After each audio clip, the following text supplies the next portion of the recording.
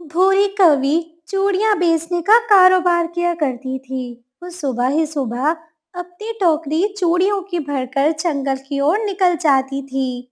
चूड़ियां लो, रंग बिरंगी चूड़ियां लो, सतरंगी, हरी, लाल, पीली, नीली चूड़ियां लो, चूड़ियां लो।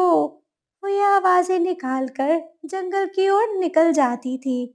एक दिन सुबह ही सुबह जब वो निकल चुकी थी और हर जगह आवाज लगा रही थी, तभी उसको लूसी कबूतरी रोक लेती है।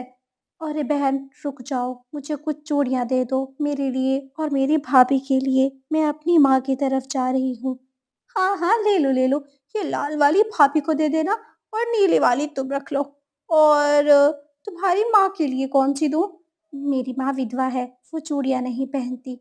रुको, मुझे ज़रा पसंद रुको, मुझे ज़रा पसंद करने दो। पसंद? मेरे पास इतना फारिग समय नहीं है कि मैं तुम्हें पसंद कराती रहूं। लाल और नीली लेनी है तो लो। ग्राहक अपनी मर्जी की चीज लेता है, तुम्हारी मर्जी की चीज मैं नहीं लूंगी। दोनों की आपस में लड़ाई हो जाती है। भूरी कौवी पत्थर उठाकर लूसी को मारती है और वहां से भाग जाती है। हाय, मैं मर गई, मुझे थप्पड़ मारा गंदी कौवी ने। आज के बाद मैं तो तुमसे कुछ भी ना लूं। इस तरह 2 दिन गुजर जाते हैं। पक्षी भूरी से बहुत तंग आ चुके थे। अरे अरे, मैं तो कहता हूँ इसको ऐसी सलाह दो कि ये रोते पीटते वापस हमारे पास ही आए माफी मांगे। नहीं तोते भैया, ये तो गलत होगा। पर उसने जो लूसी के साथ किया वो कहाँ का ठीक है। मैं तो कहता हूँ इस कवि को जंगल से ही निकाल देना चाहिए। अरे, तुम सब परेशान मत हो, मैं इसका पूरा काम करूंगी। और हाँ, याद रखना, ऐसा काम होगा कि ये कभी भूलेगी नहीं। ये थी जंगल की मीनू मौसी। मीनू मौसी की बात हर कोई मानता था। मीनू मौसी सीधा कवि के पास जाती है। 1 2 3 कुछ ही चूड़ियां बिकी हैं। आज के बाद मैं चूड़ियां बेचने के लिए थोड़ा दूर जाऊंगी। हाँ हाँ बिटिया, तू तो ठीक कह रही है।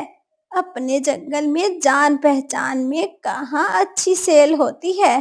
देखो, बाहर निकलोगी तो कुछ बाहर के ग्राहक भी बनेंगे और नकद पैसे भी मिलेंगे। वैसे मीनू मौसी जी, बात तो तुम एकदम मस्त कर रही हो। मैं ऐसा ही करूंगी। और हाँ, जाते समय मैं ढेर सारी चूड़ियां लेकर जाऊंगी। दूसरे जंगल में नए नए ग्राहक बनाऊंगी। कवि को लालच पड़ जाती है और वो अगली सुबह अपनी टोकरी लेकर दूसरे जंगल की ओर निकल जाती है। माँ, क्या भूरी आंटी यहाँ पर नहीं देंगी चूड़ियाँ? मेरी बच्ची, हम चूड़ियाँ कहीं और से खरीद लेंगे। भूरी आंटी बहुत गलत करती हैं पक्षियों के साथ, इसलिए हम उनसे कोई चीज़ नहीं खरीदेंगे। जंगल का कोई भी पक्षी उससे कुछ नहीं खरीदता। तभी तो वो दूसरे जंगल गई थी। दूसरे जंगल में आज उसका पहला दिन था। चूड़ी वाली, चूड़ी लो, रंग बिरंगी चूड़ी लो, लाल, हरी, नीली, पीली, काली, चूड़ी लो। तभी उसको दूसरे जंगल की एक कबूतरी रोकती है। अरे चूड़ी दिखाना जरा, मुझे तो चूड़ी पहनने का बहुत शौक है। हाँ हाँ, लो लो चूड़ी लो। बताओ तुमको कौन सा रंग अच्छा लग रहा है? मुझे वो हरे वाला रंग अच्छा लग रहा है। बात सुनो, मेरे पास पैसे नहीं है। शाम में पति आएगा तो कल जाकर तुम ले लेना पैसे, ठीक है? भूरी सेल के लिए मरी पड़ी थी। वो चूड़ियां उधार पर बेच देती है। आगे उससे बुलबुल उधार पर चूड़ियां खरीदती है। ऐसे करते करते चूड़ियों का छाबा खाली, पर टका एक भी नहीं था पंख में। मेरी चूड़ी तो सारी बिक गई। अपने जंगल से तो मुझे यही वाला जंगल ही अच्छा लग रहा है। मैं कल अपनी चीजें लेकर यहाँ पर अपना घर भी बना लूंगी। अगली सुबह वो अपना सामान भी उठाती है और चूड़ियों का छाबा भी, और फिर उसी जंगल की ओर जाने लगती है। अरे अरे, वो कवि जंगल छोड़कर जा रही है। हाँ हाँ, तुम जैसे लोगों के साथ रहना कौन पसंद करेगा। बिल्कुल भी नहीं रहोगी तुम लोगों के साथ में। और हाँ, याद रखना, मैं इस जंगल की रानी बनूंगी, रानी, और तुम लोग मेरे नौकर होगे। मेरी सेल अच्छी होने लग गई है। वो दूसरे जंगल जाकर अपना घर बनाती है और वहीं पर चूड़ियां बेचने लग जाती है। धीरे धीरे एक हफ्ता बीत गया। चूड़ी के छाबे खाली, पर टका एक नहीं मिलता था। आज मैं अपने पैसे लेने जाऊंगी। वो बारी बारी सबसे पैसे लेने जाती है, मगर कोई भी उसको एक टका नहीं देता। कोई कहता चूड़ियां खराब थीं, कोई कहता समय से पहले टूट गई, कोई कहता साइज पूरा नहीं था, कोई कहता रंग उतर गया। ऐसे शिकवे सुन सुनकर वो वापस घर को आती है। हे भगवान, ये मेरे साथ क्या हो रहा है? अच्छी भली मेरी सेल हुई थी, मगर मुझे पैसे क्यों नहीं मिल रहे? वो दर दर भटकती है। अब उसके पास खाने के लिए भी कुछ नहीं था। भूख के मारे वो अपने पुराने जंगल वापस आती है। चिड़िया बहन, मुझे माफ कर दो। लालच के कारण मैं दूसरे जंगल चूड़ियां बेचने चली गई थी। मेरी चूड़ियां तो ले ली, पर मुझे पैसे नहीं दिए किसी ने। भूरी बहन, लालच बुरी बला होती है। आप तो ये सोच कर गई होगी कि ये जंगल वाले मुझे तंग करते हैं। चीज हमेशा ग्राहक को उसकी पसंद की दी जाती है। अगर आप उस दिन लूसी कबूतरी को कुछ ना कहती, तो आज आप जंगल में होती और सुखी होती। मुझे माफ कर दो। मुझे जंगल में दोबारा रहना है। कुछ दिन अपने घर में रख लो, फिर अपना घर बनाकर अपना चूड़ी का कारोबार फिर से शुरू कर दूंगी मैं। हाँ बुरी बहन, क्यों नहीं। तभी वहां पर जंगल के और पक्षी भी आ जाते हैं। बताओ बताओ, रसमलाइयाँ खाई या तुमने कुछ और खाया? मैंने धोखा खाया है तोते। तोते, मुझे माफ कर दो। हाँ हाँ, वो तो मैं जानता ही हूँ। अगले जंगल वाले कौन से तुम्हारे दोस्त बैठे थे? अरे हम तो बचपन के दोस्त हैं। जैसा भी है, एक दूसरे को धोखा नहीं देते। वो जंगल वाले तो मीठी मीठी बातें करके मेरा सारा पैसा लूट गए। हाँ, अच्छा हुआ तुम्हारे साथ। तुमने मेरा सर फोड़ा था, उन्होंने तुम्हारे पैसे ही खा डाले। अच्छा किया उन्होंने तुम्हारे साथ। कबूतरी बहन, मुझे माफ कर दो। मैं आज के बाद ऐसी गलती नहीं करूंगी। मुझे अपनी गलती का पूरी तरह एहसास हो गया है। वो सबसे माफी मांगती है। कुछ दिनों के बाद अपना घर बनाती है। चूड़ी का कारोबार बिना लालच और पूरी सच्चाई के साथ शुरू करती है। चूड़ी लो, रंग बिरंगी अपनी पसंद की चूड़ी लो। जंगल वाले हंसने लग जाते हैं। प्यारे दोस्तों, लालच बुरी बला है। अगर आपको कहानी अच्छी लगी हो, कहानी को लाइक, चैनल को सब्सक्राइब करना मत भूलना। आपका धन्यवाद। माँ खाना कब मिलेगा? आप खाना कब लेकर आओगी? मेरी बच्ची, बस थोड़ा सा इंतजार कर लो। मैं अभी जा रही हूँ और तुम्हारे लिए दाना लेकर ही आऊंगी। मम्मा, आज आप खाली हाथ नहीं आना, वरना मैं भूख से मर जाऊंगी। मेरी बच्ची, कोई भी माँ अपनी बच्ची को भूखा कैसे रख सकती है? मैं जंगल का कोना कोना छान मारूंगी। मैं तुम्हारे लिए दाना जरूर लेकर आऊंगी। ये कहकर अपने पंखों को फड़फड़ाते हुए मीनू चिड़िया दाना लेने के लिए चली गई। उसको रास्ते में तोता मिलता है। तोते के पास फलों की टोकरी थी। तोते भैया, क्या एक फल मुझे मेरी बच्ची के लिए मिल सकता है? नहीं नहीं, मैं अपनी हरियाली के लिए लेकर जा रहा हूँ। वैसे भी उसको भूख लगी है, वो पेट से है। मैं उसका खाना किसी को नहीं दे सकता। तोते भैया, मेरी छोटी सी बेटी बहुत भूखी है, बस उतना दे दीजिए जिससे उसका पेट भर जाए। मैं कुछ नहीं दूंगा। माफ करना मीनू, हटो मेरे रास्ते से। ये कहकर तोता अपनी टोकरी लेकर वहां से चला गया। मीनू भटकते भटकते सूखे जंगल की ओर जा पहुंची थी। वहां पर उसको चलते चलते एक जगह पे फूलों की बेल दिखाई दी। वो गुलाब के फूलों की बेल थी, जो कि सूखी हुई थी। ये तो बेल है और जमीन से निकाल दी गई है। हो सकता है ये बेल मर गई हो, मगर वो जैसे ही उस बेल को सूंघती है, उस बेल में तो जान थी। ये बेल अभी जिंदा है, मुझे इसको लेकर जाना होगा। शायद ये बेल हमारे लिए कुछ न कुछ कर दे। मीनू को दाना तो नहीं मिला था। वो वही गुलाब की बेल लेकर अपने घर वापस चली जाती है। मम्मा, मम्मा, ये कोई खाने की चीज है? मीनू चिड़िया अपनी बेटी की आंखों में आंखें मिला नहीं पा रही थी। क्या कहती कि बेटा, मैं कुछ नहीं लेकर आई। बेटी, ये कोई नया प्रकार का फल है, पता नहीं कैसा है, मुझे कबूतर ने दिया है। अम्मा, आप झूठ बोल रही हो। जंगल में तो कोई किसी को कुछ नहीं देता। मेरी बच्ची, आप तो फट से समझ जाती हो हर बात को। ये गुलाब के फूलों की बेल है। मैंने सोचा इस बेल को अपने आंगन में लगाऊंगी। इस बेल से मुझे बहुत कुछ मिलेगा मेरी बच्ची।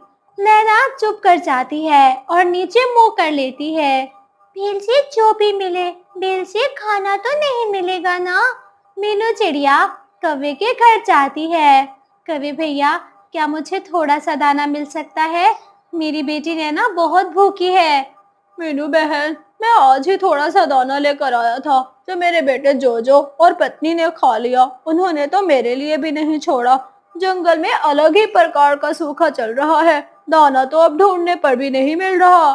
हाँ भूरे भैया, पर क्या करूँ? मेरी बच्ची भूखी है। मुझे उसको कुछ न कुछ खाने के लिए देना होगा। तो चिंता मत करो, अपनी बेटी के लिए दाना ढूंढती रहो या उसके भविष्य के लिए कोई फसल ही उगा लो तुम।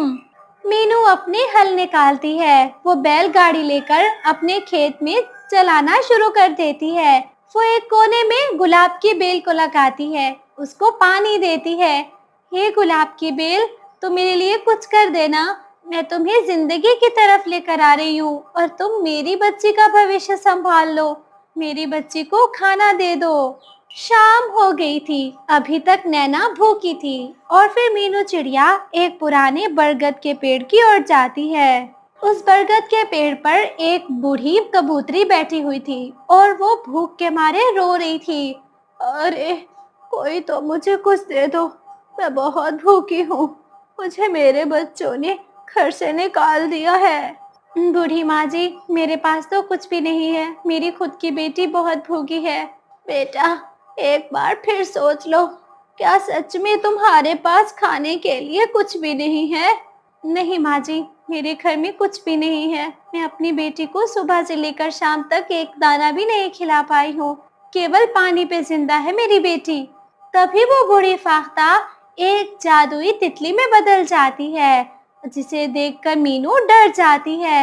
ये कैसा चमत्कार है? आप तो अभी बूढ़ी थी ना, आप अभी अभी कैसे तितली बन गई? मैं तो जादुई तितली हूँ। मैं तो कोई भी रूप धार सकती हूँ। मीनू, तुम सच में बहुत अच्छी चिड़िया हो। मैंने वो गुलाब की बेल खुद तुम्हारे आगे रखी थी। तुमने उसको जिंदगी दी है। देखो, तुम्हारी बच्ची का भविष्य बनाना उस गुलाब की बेल के हाथ में है। तुम जितना उसे संवारोगी, वो उतना तुम्हारा जीवन संवारती रहेगी। मीनू को ये बात एक सपने की तरह लगी, एक कहानी की तरह, एक ऐसी बात जिस पे उसे विश्वास ही नहीं हो रहा था। दिन गुजरते गए, वो गुलाब की बेल को पानी देती रही और गुलाब की बेल फलती और आगे बढ़ती गई। गुलाब की बेल, तो मेरे बच्चे का भविष्य कैसे बनेगी? मुझे इस बात पर विश्वास ही नहीं होता। मेरी बच्ची का खाना कैसे बनेगी तू? तभी पेड़ की डाल पर बैठा भूरा कौवा हंस रहा था।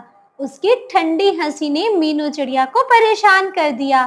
हो, पागल मीनू, ये गुलाब की बेल तुझे भला क्या देगी? अगर फूल देगी, साथ में कांटा भी देगी। और याद रखना, गुलाब के फूल हम पक्षी कभी भी नहीं खाते। हमें तो दाना, मीठा फल चाहिए होता है। भूरा कौवा हंस रहा था। भूरे भैया, ये जादुई बेल है। मैंने इसके बारे में बहुत सुना है और मुझे उम्मीद है ये बेल जरूर मेरी बच्ची का भविष्य संभालेगी, उसको खाना देगी। मेरी बच्ची इससे कभी भूखी नहीं रहेगी। ये बात भूरे कौवे को बहुत बुरी लगी और उसके मन में लालच आ गया। एक रात जब सब सो रहे थे, ये गुलाब की बेल मैं चोरी करूंगा और जहाँ तक हो सके मैं गुलाब की बेल के सारे फूल तोड़ लूंगा। वो रात में जैसे ही गुलाब की बेल के पास आता है, गुलाब की बेल, उसके कांटे उसको पकड़ लेते हैं और कांटे जोर जोर से उसे चुभने लगते हैं। बचाओ, बचाओ, हाय हाय, मैं मर गया, बचाओ मेरी पत्नी, आ जाओ ना। तभी जंगल के सभी पक्षी शोर सुनकर इकट्ठा हो गए और गुलाब की बेल ने भूरे को छोड़ दिया। तभी उस गुलाब की बेल पर प्यारे प्यारे गुलाब के गजरे बनकर लटकने लगे। गजरे, ये तो बहुत सुंदर है। ये तो इंसान पहनते हैं और इंसानों की कलाई में बहुत प्यारे लगते हैं। अरे बहन, मुझे एक गजरा देना, बल्कि दो दे दो, मैं दोनों पंखों में पहनूंगी। हाँ हाँ, गजरा मुझे भी दे दो। उस गुलाब के बेल पर जितने भी गजरे थे वो एक ही रात में बिक गए और सुबह में और गजरे लग गए। अब भूरा कौवा मीनू के सामने सिर झुकाए बैठा था। मीनू बहन, मुझे माफ कर दो, मैंने तुम्हारा मजाक बनाया। मजाक से हटकर आपने तो मेरी गुलाब की बेल से गुलाब के फूल भी चुराने चाहे भूरे भैया। हालांकि आप जानते हो चोरी बहुत गलत बात है। मीनू के गजरे बहुत तेजी से बिक गया था। अब नैना खुशी खुशी पेट भरकर मीठे फल खाती। जंगल के गरीब पक्षी भी मीनू से खाना ले लेकर खाते थे।